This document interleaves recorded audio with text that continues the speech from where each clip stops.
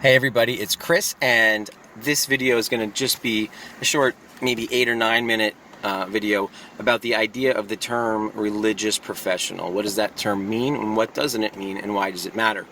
Some people take umbrage with that term, religious professional, and I think there are a couple reasons why. One of the reasons that I use the term is because a lot of times when I want to talk about the things that specifically relate to the stresses and the hardships that clergy folks go through, I don't want to have to always say pastor, priest, rabbi, imam, and the whole list. I don't want to just always say clergy, because I don't always just mean clergy. I'm talking about people who are spiritual caregivers or who are leaders in their religious communities. And so I use the term religious professional because I want to be able to speak to people and about people from various faith traditions, or all faith traditions, even though I specifically come from the Christian faith tradition, and specifically I'm a Protestant, so we tend to call our folks ministers or pastors. If you're Catholic or if you're Episcopal, you're priests. And then, of course, there are terms like rector and father and vicar and monsignor and all these different things. But I'm going to use the term religious professional in these videos because it just captures what I mean. And what it does for me is reflects the idea that we have been trained, some of us at different levels, okay, but if you're part of a mainline tradition, or if you're a part of a major mainstream faith tradition, you've probably been trained to some pretty high standards in terms of things like not just the study of your tradition's sacred texts and the interpretation of those sacred texts or the history of your faith tradition, but you've also been trained in things like what does it mean to be a mandatory reporter? What does it mean to have the right boundaries between you and the folks in your care? What does it mean to be what does it mean to not have dual relationships? How do you avoid codependence? All these different things that hopefully, if you're in a mainstream tradition, you're going to continuing education, you're going to workshops, you're being supported by your regional association, and you're being encouraged by your congregation to keep these kind of things current and keep the best practices and the best learning right, top of mind, so you can be good at what you do.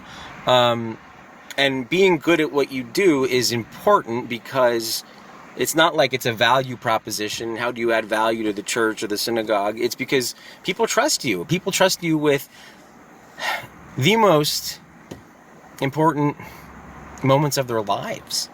The birth of children, the death of loved ones, marriage, right? All these different things. So, and depending on traditions, things like bar mitzvahs, things like baptisms, confirmation, whatever the case may be. But not only that, think about times of grief and mourning, right? So it's important that we are professionally trained in these areas. And so when I say religious professional, I mean people who have been professionally trained in these areas. Doesn't mean, by the way, that religious professionals are able to adequately counsel people in every instance, or even in most instances.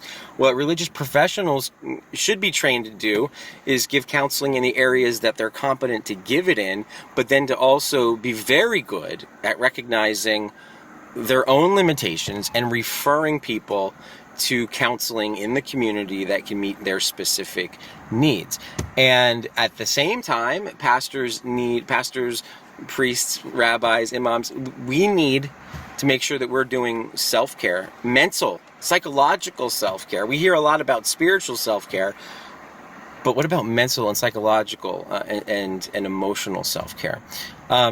So that term religious professional is a term that I use to get at the idea that if we're doing this right, we've been trained professionally at a fairly high level. Now, I know that there are a lot of traditions across religions where that training isn't there, and I'm not trying to be an elitist, okay? I'm not trying to say that you can't be a religious leader if you don't have this level of training. I think that in a lot of ways, modern denominations and modern religious bodies have a lot of bureaucracy and a lot of unnecessary things that they make people do.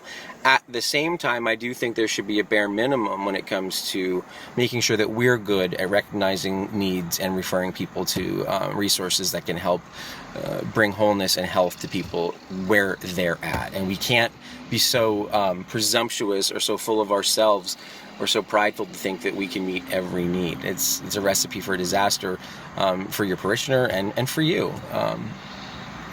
But on the other side of that, I understand that some people don't like the term religious professional, and there's a couple different reasons for it. First of all, if you think the whole enterprise of religion is useless, then you're going to think that religious professional is an oxymoron, right? That, of course, doesn't allow for what I've been saying, that even if you don't find any value in religion, people have trained at a high level in the major traditions, in ways that you probably haven't thought about. I'm sure you thought about them in your own life, but you might not realize some of the trainings and some of the things that are required of religious professionals. But one of the reasons that I historically haven't liked the term is because it can be misconstrued and misappropriated or just misheard, because too many of our religious professionals, and I'm going to just speak in Christian terms now because that's my tradition, too many of our pastors really see themselves as managers, as CEOs, as executives, and that's, to me, a problem too. The professional side of being a religious professional should come into play in terms of keeping your community safe, right? Keeping your community healthy, keeping your community an honest, open, safe space, and doing your best to communicate your tradition in ways that are healthy, in ways that bring wholeness, okay? The bad part of the term religious professional is when you become convinced as the pastor that you need to be the rock star, that you need to be the entrepreneur, that you need to be the one that the whole thing lives and dies on. And then you say in your sermons how God is blessing your congregation, but really, deep down inside, that you're putting in so much extra.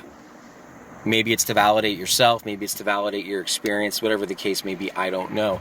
But I'm reminded of a quote by Dan Kimball from back in the early days of emerging church. In his website, vintagechurch.com, he had this quote from somebody, and it said something to the effect of, when I see a Buddhist monk, I see a holy man. When I see a Protestant minister, I see a manager, or I see a businessman or something.